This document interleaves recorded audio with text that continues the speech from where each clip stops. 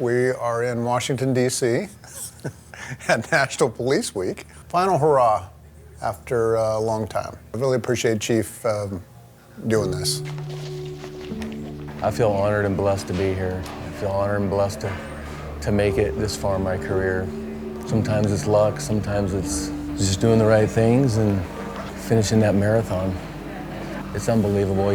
Reflecting back on this whole career has been amazing. It's flown by, absolutely flown by. It's coming to an end for a couple of us, but kind of came to an end for too many too soon in their careers, so. We're going to Arlington. Oh, okay, so that's Blue Line and Metro Center. I thought it said 6 after I went through. Does this get us in for the day? Riding on the Metro. Look at that. Pressed concrete. That's pretty cool.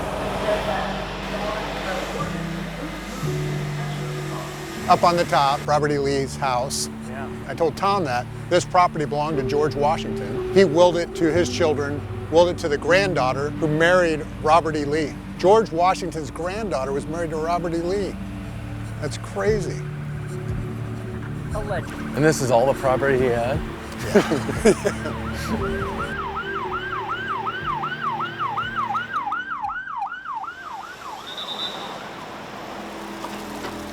Well, it's a place to honor and respect those who have fallen in the line of duty, that have given the ultimate sacrifice. We go into it knowing that it's a possibility, but never think it would be a reality. Kind of puts it in the front of your mind again, like, hey, this is always a possibility. You just never know. You just never know.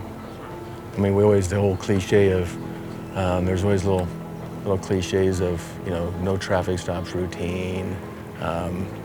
You never know if this is gonna be your last shift. You know, all those little things, you never think it's gonna actually come to reality. And for the thousands of names that are up here, it did. Yeah, it's in person, it's completely different than, you know, from the photos and videos. You know, you always think, yeah, it's always a different department. It's someone else's department. It's just, you know, but when it's our department and you've been working with someone for 24 years together, making a run together, and then when they're missing at their desk and you don't see them again, and then come see their name on the wall, it is completely different. It's just, years will go by, but obviously never forgotten the impact, especially Brian made. Funny dude. So, what a fun dude. Well, the funny thing is the parallels between this and Arlington. A lot of stuff is just, what you go to is just dead presidents. Right. That died, I mean, they served. When you compare this and Arlington, same folks. Right. Same folks that died serving somebody else. So For sure. that's what's again, unfortunately gets lost. Unfortunately gets lost.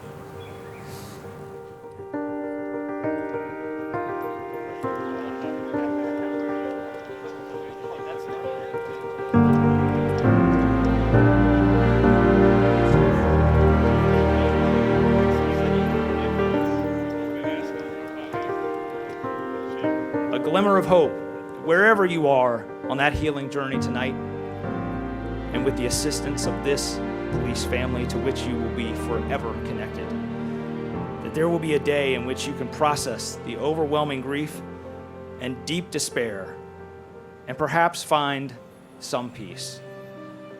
That peace may not be possible when contemplating the tragic cause of your loved one's death, but I believe such peace may be possible if you focus instead on the selfless and courageous way in which your loved ones chose to live their lives.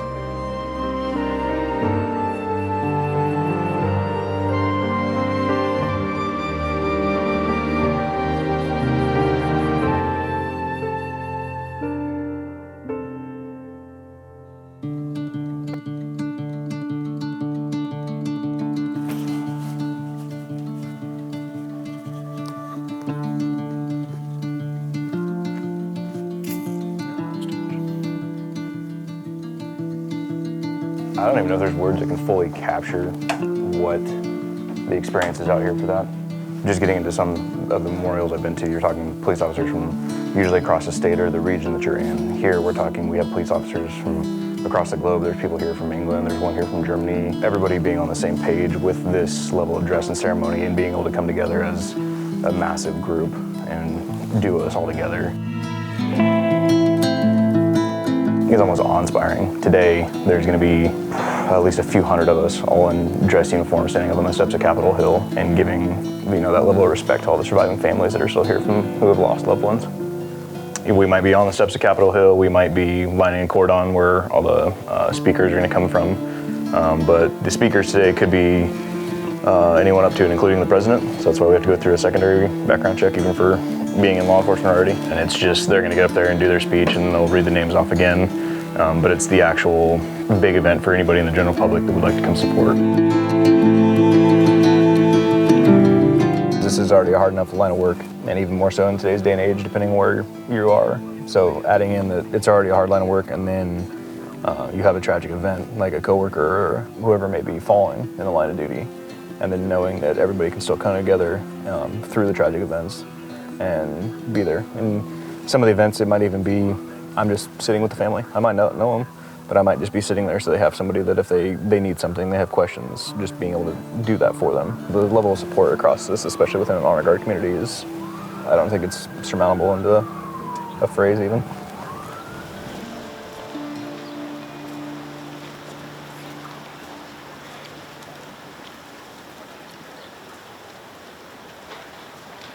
So we're heading over to Sergeant Gaunt's name on the wall.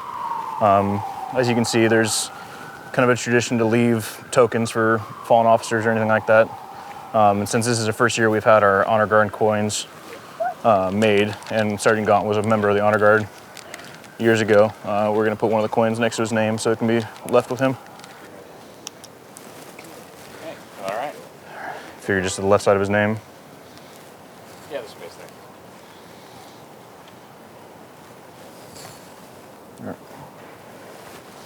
And just go up together and then place it, step back and do a salute. I mean, we both can't. Yeah, just step forward and then we'll both step back.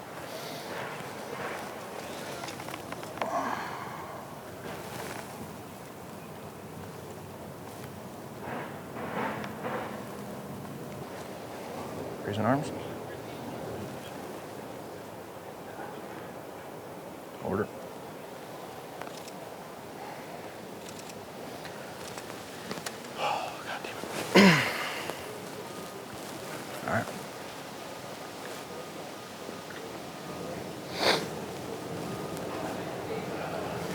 It's not. It's not.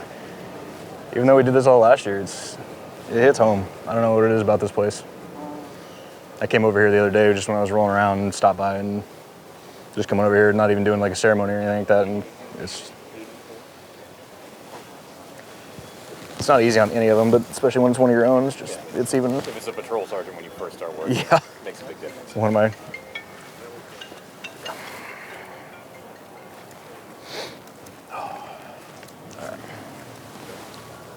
Well, Tom will go beyond the wreath. Go to a mark time once you reach your positions, okay, just on your own. I'll call detail halt left face.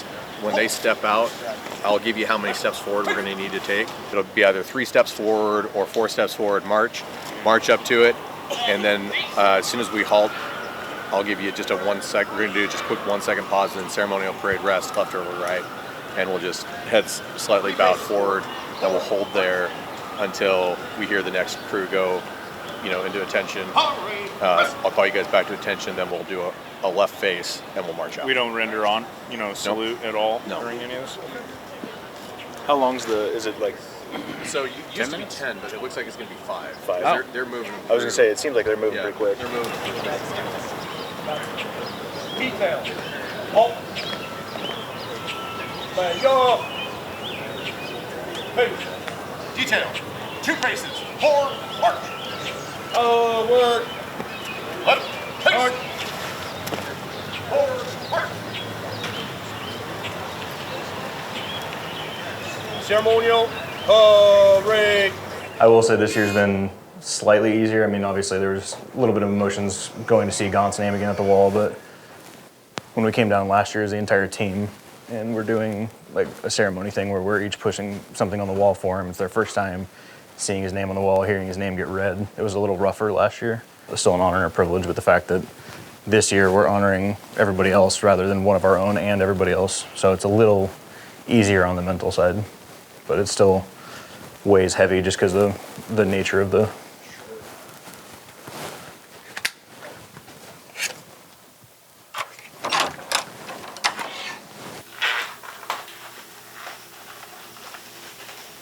You know, it's always a long-running joke, especially with officers and stuff, at the end of the day when you're taking your vest off, but how great it feels, especially after a long day or a hot day, but it's definitely something different with this thing too, just because of how heavy and warm it gets, and we don't even wear vests with these.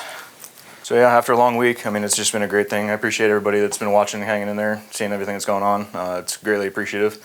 The support that even though you're not here with us, knowing that you guys support us back home, and seeing kind of the support we're able to gather from you and then pass on to all the families and survivors and other officers here has been fantastic. It's a great tradition, one I've been glad to have been a part of the last 2 years that we've been doing, and I'm hopefully able to continue this for every other Honor Guard member and anybody else new that comes to the team or other officers. It's a great experience. So thank you.